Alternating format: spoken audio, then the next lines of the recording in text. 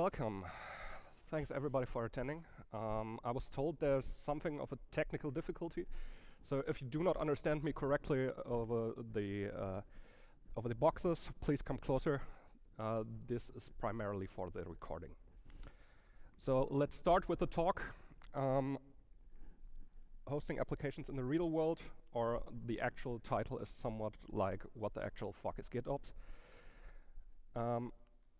And let's start with a question for you. Who of you has ever heard of GitOps before?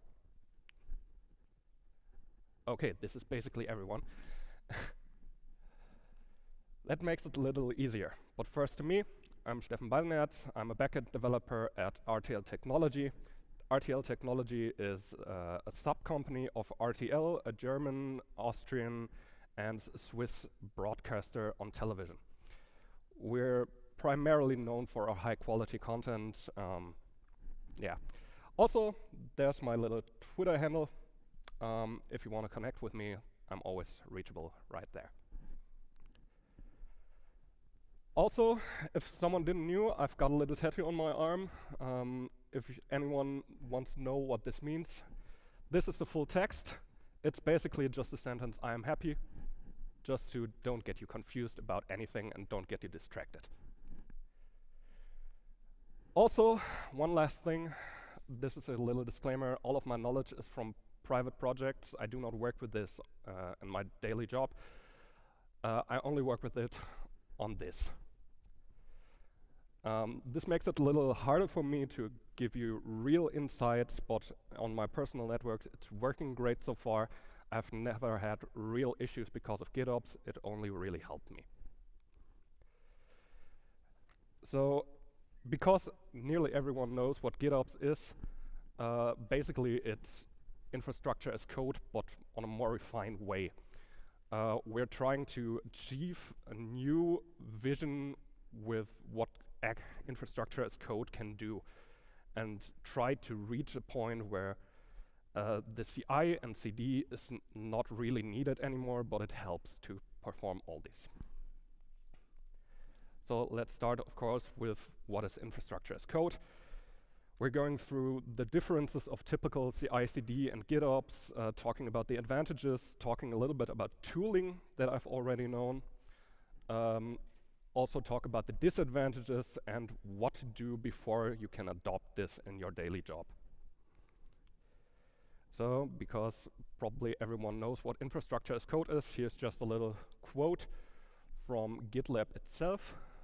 Infrastructure as code means that you have a defined state in code which gets applied by either you or a tool. This state is idempotent, which means if you do changes in this code, the environment changes. If you do not, the environment stays the same, even though you're applying it multiple times. So let's talk about CIs. This is a pretty classic CI. We have a developer who is pushing code, the CI/CD server, maybe GitLab runner is taking up this code, executes tests, analysis, and everything. And if you're good enough, your code gets merged, the CI/CD is again running some things on your code, for example, building Docker images and executables. And also the CI/CD deploys these changes to your development environment, your staging environment, whatever. And of course, because you want to do production deployments, you probably do this manually, but the CI/CD is also doing this. So this is pretty much how this would look like in a straight line. We have the developer who pushes code, we have the CI server that pulls the code, and we have the CI server that deploys to the Kubernetes cluster that you're using or that you want to target. GitOps is a little bit different in terms that you still have a CI/CD server most of the time, but you also do not really access the cluster anymore. The developer pushes code, the CI/CD server executes analysis, code gets merged, the same as usual, But afterwards, the CI/CD just builds the Docker image, and everything onwards is pretty much automated. This looks a little bit like this. We can already see it's a huge difference. The CI/CD server isn't the bonding chain in the whole process anymore. The CI/CD server is just a service that you use to get your environment running. Also, in the Kubernetes cluster, there's this GitOps operator. This is basically an application inside your cluster that tries to grab the code changes and deploys it for you in an automatic manner. So you might be asking, what are the advantages of GitOps? The advantages are primarily its infrastructure as code on crack. I love it. And also, you do not need your CI/CD to have access to the cluster. Your CI/CD could be running in a private cluster in your home server. It basically doesn't matter, because as long as your GitOps operator can access this version control system, you're fine to go. You can already work with it. Also, you do not need any deployment scripts, except, of course, the Kubernetes manifest, but these I do not count as an installation script or deployment script. Also, you have the definition in a platform native manner, which means you can use Helm, customize whatever, as long as the tool supports it. It's just a matter of using it. And of course, the most important thing for me personally, if you try to do changes to the cluster, the changes will get reverted. This is a huge benefit in terms that you try to downgrade a server and you do not really want it, or a colleague did it and you don't know it. The changes get reverted from the GitOps operator because it isn't a state of truth that in your GitOps repository. So let's talk about tooling. I've brought 3 tools with me. Not really with me, but I can introduce them. The first of all these is ArgoCD. It's probably the most widespread of all the tools that I've really seen in the GitOps area. It's of course a Kubernetes, a cloud-native foundation project, and its default installation comes with a UI way clicky bunty. Also, it is possible to do multi-cluster management, which means you can install it, for example, in your development environment, and from there on it can access the production Kubernetes cluster and deploy these changes without having to install it in your production cluster. Also, Argo comes with a lot of different with a lot of different toolings. For example, you can also do some rollout strategies with it. You have event messaging in a different manner. And that's basically a huge ecosystem that you can just use. Last but not least, it supports Helm and Customize, pretty much the most spread tools that you can use. And the installation is via kubectl apply. My personal favorite one, though, is FluxCD. It's also a cloud-native foundation project. It's pretty shortly before 2 months or so graduated, so it isn't really in the testing stage anymore. Also, it supports Helm and Customize by default. You can also add some different operators that also would do Terraform, for example. It's pretty great. It has an old little CLI tool, and it also has in its ecosystem a release management tooling. The last one, you might have heard of GitLab. GitLab tried to do it itself. It's compatible with any GitLab installation. As soon as you GitLab, you probably have it already running in the background.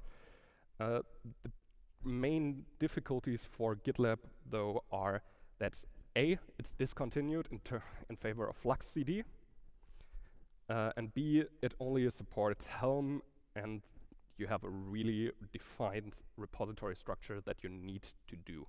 Otherwise, it won't work. But we have talked a lot about all the benefits of all this. Let's do the disadvantages.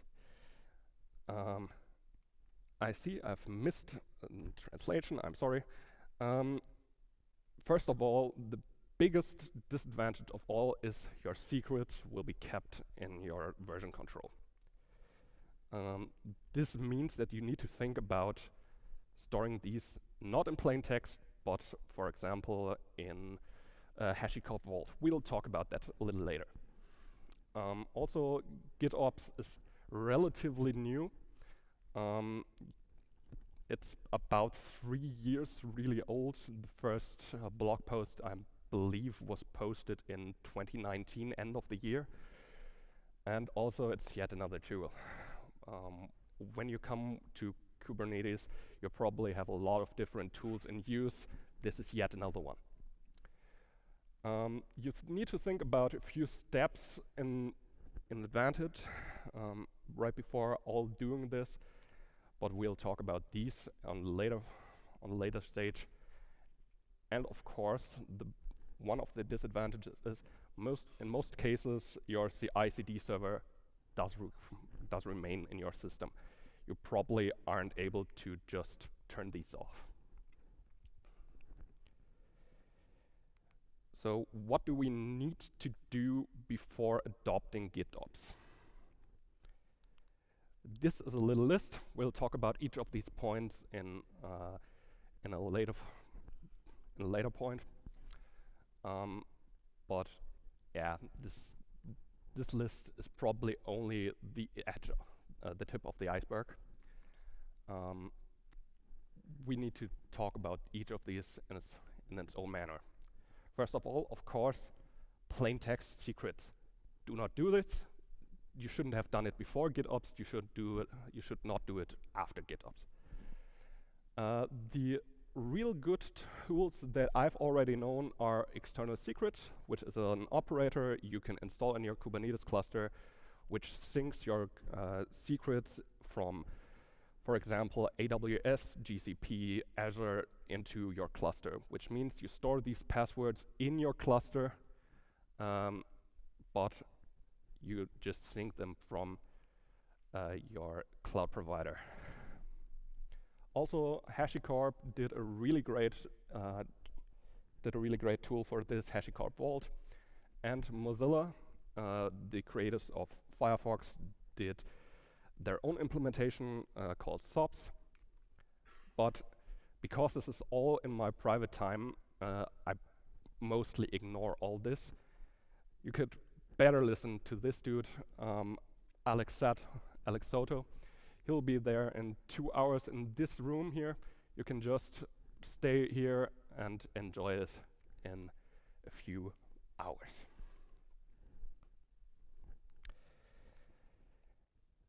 Next point, you probably should do infrastructure as code as much as possible, which means if you do not use infrastructure as code right now, do it now.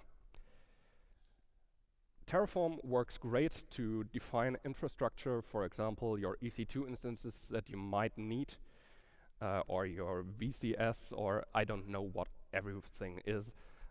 Probably your database, your storage, everything needs to be done in infrastructure.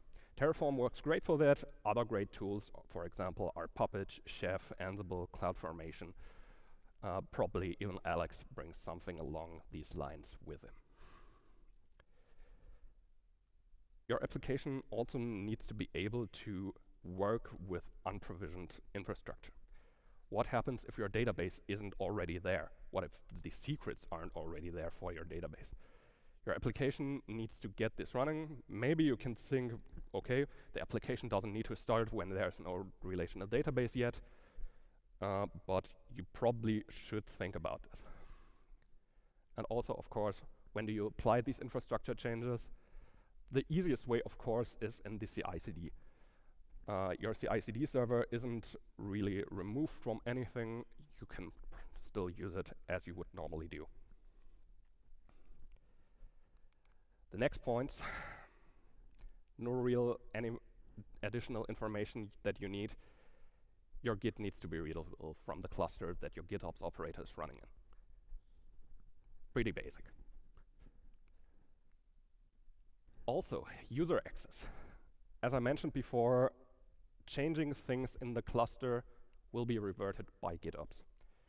If you do downscale your application manually, you'll soon be able to see that there are still the old amount of data because everything will be overwritten. You can still have applications that are not managed by GitOps, but those that are affected by GitOps, that are managed by GitOps, will be reverted and all these changes will still be there. So probably the best thing to do is to revoke write, delete, update access from everyone except your administrators. The read access for your developers is still fine, of course.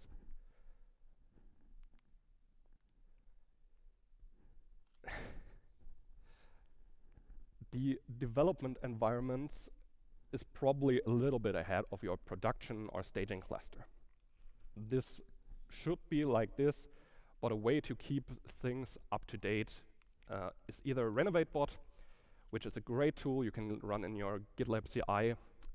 Probably you've heard of Dependabot on GitHub. This is pretty much the same, just self-hosted. This is a great way to keep your environments up to date, and also to keep the different environment in a different state. You can use different folders to keep everything in a monorepo. That's basically easy to do. The last thing you really need to think about ahead is how do you handle new services? Of course, infrastructure as code, as I said many times before. You should probably provision everything way ahead. Maybe your systems team will try to do a centralized repository where you just put in all your manifests and you can then just use these things. But now let's get a really short demo ahead. Okay, let me see how this works. Okay. You can see my IntelliJ. Let me just really quickly get into presentation mode. Of course, it's running fast.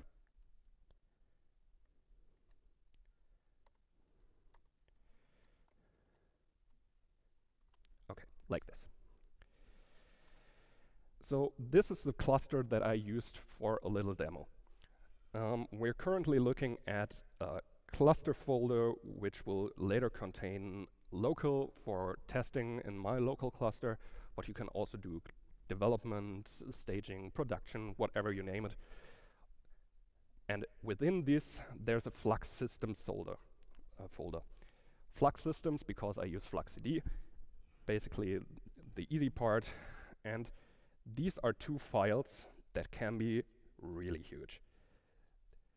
This is all the Flux stuff.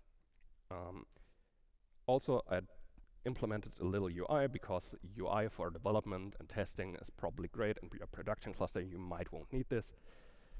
And also, because a cluster needs an ingress, I've also had a little infrastructure folder with an ingress. This basically is saying that this is a customization instance which is in your Git repository, and its path in the Git repository is an ingress. Also, it will prune itself, it will wait for other requirements that you probably have. You can add these. And in this ingress folder, there is just the repository, which is a link to, in this case, a Helm repository on GitHub.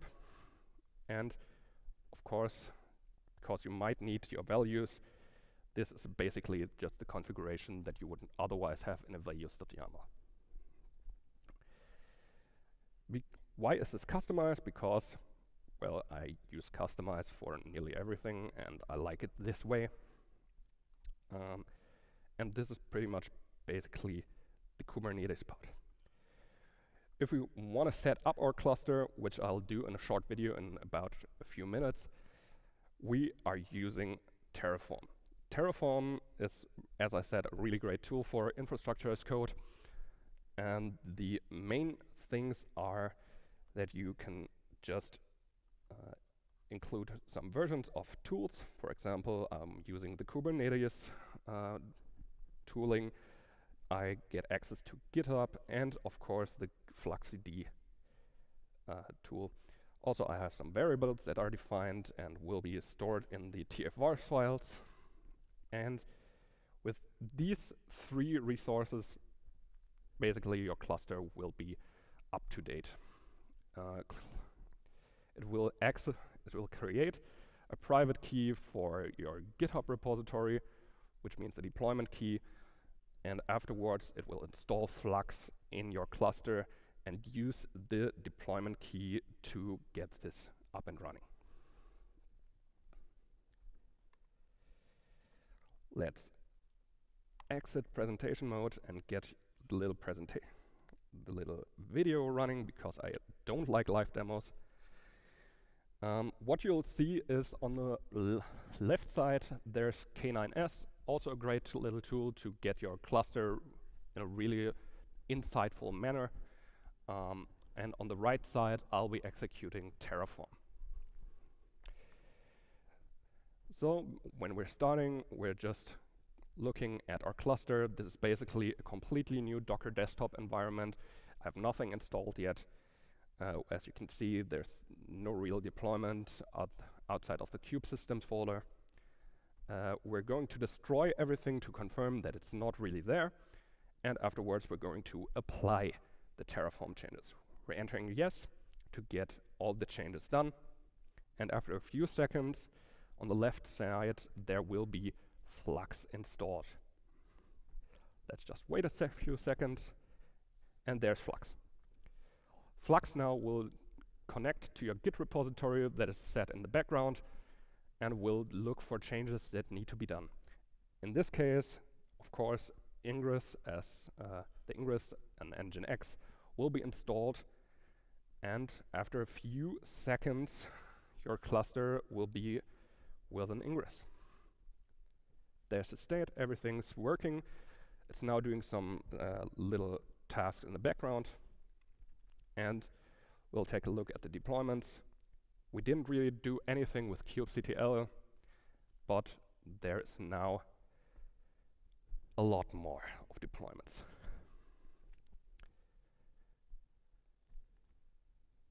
So that's basically the live demo.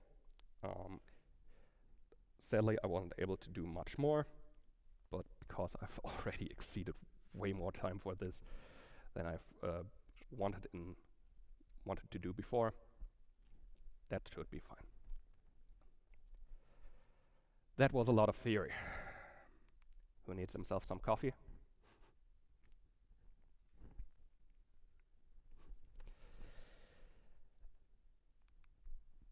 Did anyone learn something new? At least someone. But with that, that's pretty much it for my initial talk. Thank you everyone for coming. Stay healthy, drink enough. Today's really hot. The next few days will be even hotter.